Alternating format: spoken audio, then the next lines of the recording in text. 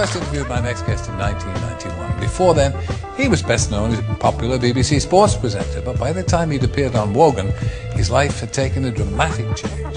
Have a look at this. So evil has been in control of the planet for 12,000 years. It has been the dominating force. Evil's not the right word, it is imbalance. But it has been increasingly in control, as I repeat. Survey the world, ladies and gentlemen. Is the force of love in control of this world, guiding this planet at this time? Of course not. The negativity, the thoughts that I'm talking about that are very destructive, are pouring out of this planet let me every interrupt day. you. Was it a great shock for you to discover this at 38? Well, I think the word is gobsmacked. But again, you know, the best way of removing negativity is to laugh and be joyous. So I'm delighted that there's so much laughter in the audience tonight. But no, it's but just let me say this. They're laughing at you. They're not laughing with you. Fine.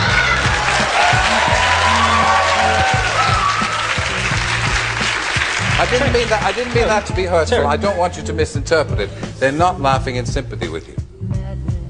So while 15 years ago he was ridiculed for his prophecies about natural disasters around the world, and now he has a controversial new view about who really is running the world. I'm delighted that he's agreed to come back. David Icke.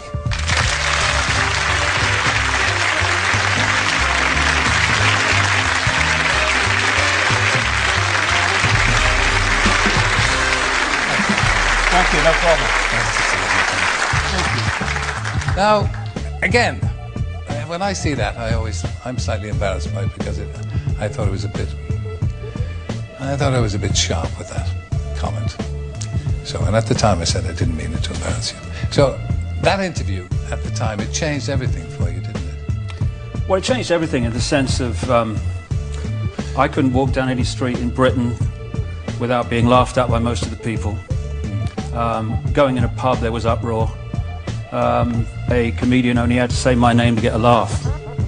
And what that does is it reveals to you the level of immaturity that passes for adulthood in this country, whereby clearly a guy was going through an incredible experience.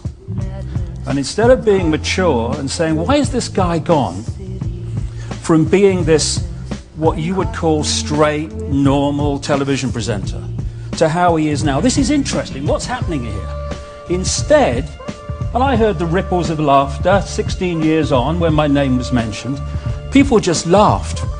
But the other, which gave me a real insight, especially given what I'm doing now in my books, about how easy it is for the few to control the many. Because the many, you know, we laugh at sheep because sheep just follow the one in front. Ah, stupid sheep. We humans have out-sheeped the sheep because at least the sheep need a sheepdog to keep them in line. Humans keep each other in line. And they do it by ridiculing or condemning anyone who commits the crime, because that's what it's become, of being different. I had a choice, Terry, at that point.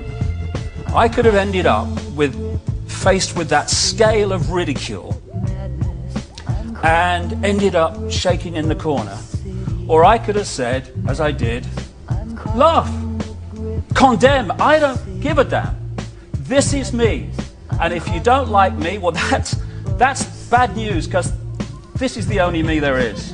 And I refuse to conform and be bowed by the ridicule. And what it does, Terry, when you step out of the little box of what will other people think, how do I put this in a way that people won't think I'm crazy, you then realize how small a box you've actually been living in. But you do understand that, and I know you do, that you did make yourself a target because what you were saying was outlandish. It was, by normal standards, outlandish and outrageous, very intense. Just have a look at this.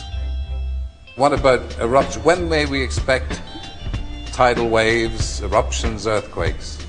Well, Because of the nature of the way the Earth has been treated over a long period of time, a tremendous amount of energy has built up within the Earth that cannot get out. If it doesn't get out, bang.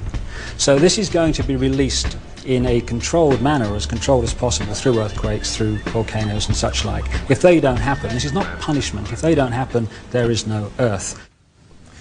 You see, you're still obviously bitter about people's rejection of your ideas. No, absolutely not. What I am is frustrated at watching Orwell's 1984 unfold in front of our eyes by the day, while people focus on who shot Phil Mitchell. That is frustrating, because my children and your children, thank you, are going to have to live, indeed, in the timescale, so are we, because we're living in it now, when the most basics of freedoms are being taken away. Yeah, and this is happening all over the world, and it's coordinated. Now, if people want to think that that's all happening by accident, please be my guest. I don't give a damn. But the evidence is that it's not. Eh? If it's controlled, it's not happening by accident. Who is controlling people or trying to control them? Well, there is a network of families that you can take back to the ancient world, to places like Babylon, Sumer, which is now Iraq. You can chart them through to Rome, where they were responsible for the Roman Empire and the creation of the Roman Church. God save us from religion, by the way. And then they came up into Europe to become the European aristocracy and royal families. Then through the great empires of Europe, especially the British Empire, but others too, these family bloodlines and the secret society network through which they manipulate themselves into power were exported all over the world. And then when the point came where the European colonial powers appeared to give independence to these countries, that was only on the surface. What actually happened was the family bloodlines and the secret society network through which they manipulate was left out in these former colonies, and they've gone on controlling them ever since. So what you have is a hidden hand where events are manipulated, like 9/11, which not just me, but endless other researchers now around the world have taken apart the official story. It insults the intelligence of a 10-year-old. And you have a hidden hand manipulating events, and the whole goal of it is centralization of power to the point where humans are little more than controlled clones. Who is the hidden hand? I mean, who are these hidden hands? This network of families I'm talking about. You find that people that are in positions of apparent power, like prime ministers and presidents, are actually puppets of the real power, which doesn't put itself on public display. Why would it? I mean, does anyone really think that George W. Bush is running America? He probably couldn't tie his shoelaces, never mind run a country. Let me tell you this. Tell me about the project for the new American century. Tell me about it. I know nothing about it. Exactly. Well, let me tell you then something that you should know about. And this is written down. In the 1990s, an organization was created in America called the Project for the New American Century. The people who created it were the people that have run the Bush administration from the moment it came to power. In the year 2000, in September, the Project for the New American Century produced a report, a document, calling for a series of conquests of countries, one of which was Iraq. It actually says in the document, words to the effect of, we must use the excuse of Saddam Hussein to go into Iraq. Well, look, can I interrupt? No, hold a second. No, but honestly, no. Honestly, you see this? See, but this is the thing, Terry, you see. No, but honestly. You say to me... America is an open society, isn't it? Oh, please. It's not an open society. I've got some seafront property in Birmingham, Terry, you might like to buy, mate, honestly. Please. David.